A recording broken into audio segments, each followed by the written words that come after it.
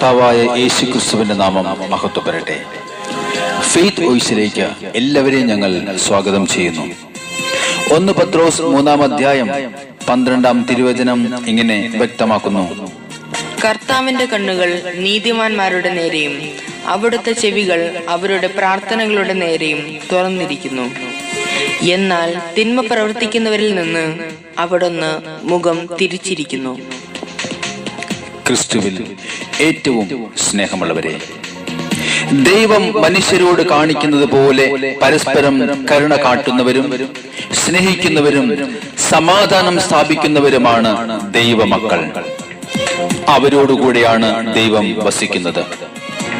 ഹൃദയത്തിൽ അശുദ്ധിയും അധരങ്ങളിൽ പ്രാർത്ഥനയുമായി നടക്കുന്ന വിശ്വാസികൾ ധാരാളമുണ്ട്. എന്നാൽ അങ്ങനെയല്ല ദൈവസന്നിധിയിൽ പ്രാർത്ഥിക്കുന്ന വിശ്വാസികൾ ആയിരിക്കേണ്ടത്. മനുഷ്യൻ കാണുന്നതല്ല കർത്താവ് കാണുന്നത്. മനുഷ്യൻ ബാഹ്യരൂപത്തിൽ ശ്രദ്ധിക്കുന്നു, കർത്താവാകട്ടെ ഹൃദയഭാവത്തിലും. നല്ല മനുഷ്യൻ തന്റെ ഹൃദയത്തിലെ നല്ല നിക്ഷേപത്തിൽ നിന്ന് നന്മ പുറപ്പെടുവിക്കുന്നു എന്ന് തിരുവചനം വ്യക്തമാക്കുന്നു. അതുകൊണ്ട് നമുക്ക് നല്ല മനുഷ്യനാകുവാൻ ശ്രമിക്കാം. മറ്റുള്ളവരുടെ നന്മയ്ക്കു വേണ്ടി ചെറിയ ത്യാഗമെങ്കിലും ചെയ്യുന്നവരായിരിക്കാം. വാക്കിലും സംസാരത്തിലുമല്ല നാം ശ്രദ്ധിക്കേണ്ടത്, പ്രവൃത്തിയിലും സത്യത്തിലുമാണ്. നന്മയെ മുറുകെ പിടിച്ചുകൊണ്ട് യേശുവിൽ എല്ലാവരെയും ബഹുമാനിക്കുവാനും സ്നേഹിക്കുവാനും ഹൃദയത്തിൽ അശുദ്ധിയില്ലാതെ ദൈവത്തോട് പ്രാർത്ഥിക്കുവാനും തുടങ്ങുമ്പോൾ നമ്മളിൽ ആന്തരികമായി രൂപാന്തരീകരണം സംഭവിക്കും.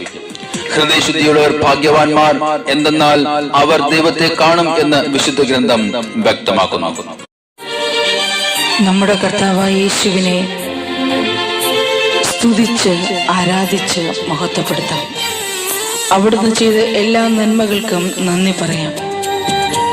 നമ്മെ പാപത്തിൽ നിന്ന് വീണ്ടെടുത്ത് രക്ഷയിലേക്ക് നയിച്ചതിനെ ഓർത്ത് ഈശോയ്ക്ക് നന്ദി പറയാം. കർത്താവ് നമ്മെ അനുഗ്രഹിക്കുന്ന വലിയ സ്നേഹത്തെ ഓർത്ത്, കൃപയെ ഓർത്ത് ഈ പ്രഭാതത്തിൽ നന്ദി പറയാം.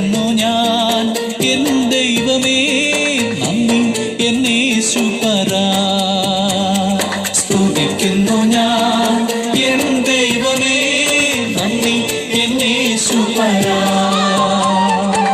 പാപത്തിൽ നിന്നെന്നെ വീണ്ടവനേ, പാറമേലെന്നെ നിർത്തിയോനേ. പാപത്തിൽ നിന്നെന്നെ വീണ്ടവനേ, പാറമേലെന്നെ നിർത്തിയോനേ. ഉന്നത പദവിയിലിരുത്തിയോനേ, നല്ല കർത്താവേ സ്തുതി നിനക്ക്. ഉന്നത പദവിയിലിരുത്തിയോനേ,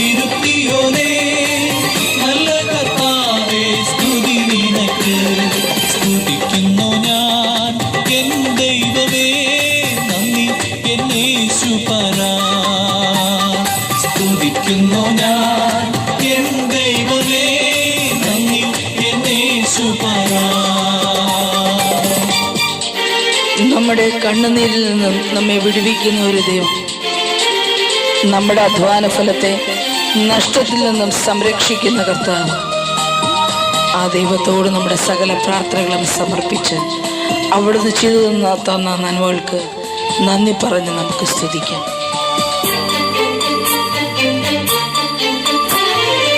പ്രാണനെ മരണത്തിൻ പിടിയിൽ നിന്നും, ആയുസ്സിനെ കണ്ണുനീരിൽ നിന്നും. പ്രാണനെ മരണത്തിൻ പിടിയിൽ നിന്നും, ആയുസ്സിനെ കണ്ണുനീരിൽ നിന്നും.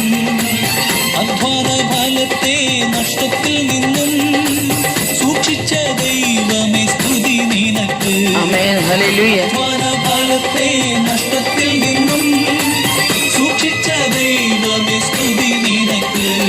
സ്തുതിക്കുന്നു ഞാൻ എൻ ദൈവമേ നന്ദി എന്നേശുപരാ. സ്തുതിക്കുന്നു ഞാൻ എൻ ദൈവമേ നന്ദി എന്നേശുപരാ. കാതുകളും നല്ല കണ്ണുകളും കൈകാലുകൾ കാരുണ്യമുള്ളതും,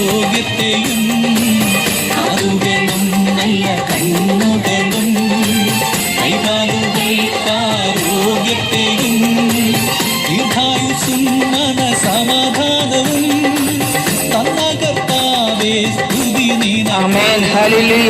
ദീർഘായുസ്സും മനസമാധാനവും തന്ന കർത്താവേ, സ്തുതി നിനക്ക്. ആമേൻ. സ്തുതിക്കുന്നു ഞാൻ എൻ ദൈവമേ, നന്ദി എൻ യേശുപരാ. സ്തുതിക്കുന്നു ഞാൻ എൻ ദൈവമേ, നന്ദി എൻ യേശുപരാ. നമുക്ക് സകല നന്മകൾ തന്ന് നമ്മെ അനുഗ്രഹിക്കുന്ന ദൈവം, നല്ലൊരു കുടുംബം നമുക്ക് തന്ന കർത്താവിന് നന്ദി പറയാം. ജീവിത പങ്കാളിയും മക്കളെ ഓർത്ത്, മാതാപിതാക്കളെ ഓർത്ത് ഈശോയ്ക്ക് നന്ദി പറയാം.